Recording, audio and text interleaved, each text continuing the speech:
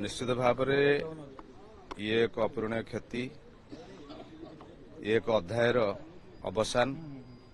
ओडिशा सिने जगत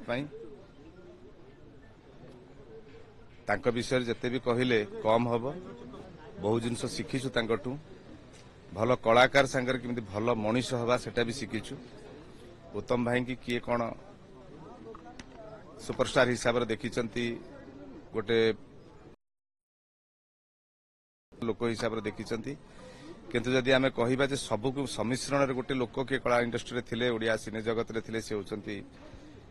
उत्तम महांती आज तांकर जो देहांत घटी निधन होती सेटा हुए तो तांकर पार्थिव शरीर आज मृत्यु होता पारे किंतु निजे उत्तम महांती चिरदिन लोकमानक मानस पटरे रहिबे गोटे कलाकार केबे मरे नाही से जो सिनेमा गुड़िक अभिनयर दक्षता देखैछंती लोकमानक पाखरे दीर्घ 5 दशंधि धरी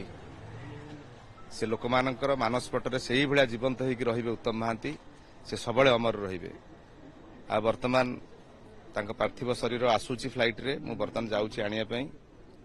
आ से पहुंचबे ठीक 11:50 रे फ्लाइट लैंड करबो मु वर्तमान फोन करथिली जे फ्लाइट इंचार्ज अछंती अभिषेक बोस को से कहले आपण आसंतु वर्तमान आज एक कला जगत नाही सारा ओडिया सिनेमा प्रेमी मानक मध्यरे मनरे गोटे कठोर आघात आज पहुंची उत्तम महांती देहांत मु चाहिए तांकर जो अमर आत्मार सद्गति कामना करी प्रभु जगन्नाथ पाखरे से सबले जोठी रुहंतु भल रुहंतु एवं तांका परिवार समस्त को केमिति से माने भल भाव रे पुणी जीवन यापन करेंगे भगवान पाखे प्रार्थना करी एवं मु चाहिए आज बहु संख्यार योगदान करिके आज उत्तम महांती जो शेष दाह संपन्न करा से समस्त प्राय उपस्थित रहा निवेदन करी कारण एत बड़ जड़े किंबदंती पुरुष ओडिया कला जगत ये आमे कहबू जे आमर बोधे कौन ग्रहण लगी सिनेमा इंडस्ट्री को आज सब यही सब केते बड़ बड़ दिगंत कलाकार आमर बड़ भाई माने सब चलीगले आ जो माने अच्छंती आमे जो ये जो अगाड़ी भली आमे रहीचु धान सब पळेले गोटे पर गोटे लेजेंड मृत्यु गुरु भी शून्य निश्चित भाव रे ये एक कला अध्याय चली सिनेमा इंडस्ट्री रे कारण एते शीघ्र एते कम समय भितरे आमर सबु